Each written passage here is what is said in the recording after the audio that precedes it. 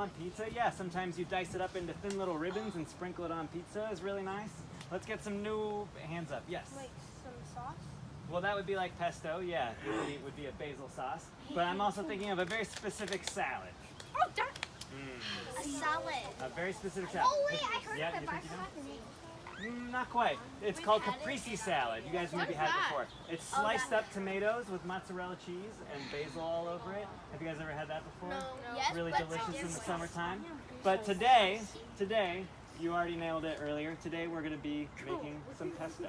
So we're going to make pesto in the traditional manner using a special kitchen tool called a mortar and pestle. Two simple ingredients. All right, so what do you guys think the most important ingredient is? You can just yell it out. Basil. That's right. The most important ingredient is basil. But we also are going to make it with garlic, which is delicious, and olive oil. And we'll throw some salt and pepper in here. And we're going to make a very simple version of it. But at home, you can also make it with pine nuts and Parmesan cheese as well. That's also really delicious. And so, does anybody have any idea where the word pesto comes from? Yes, what do you think? The pestle? Yeah. That's right, that's exactly it. That's where it comes from. So pesto, the name for the sauce, comes from the word pestle. For whatever reason, they named the sauce after the thing.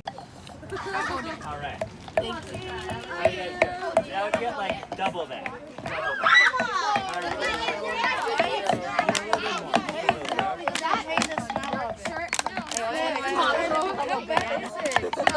You want to smell it?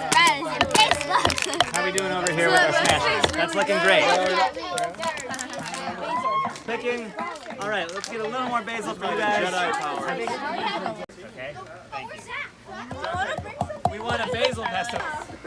How's it going over here?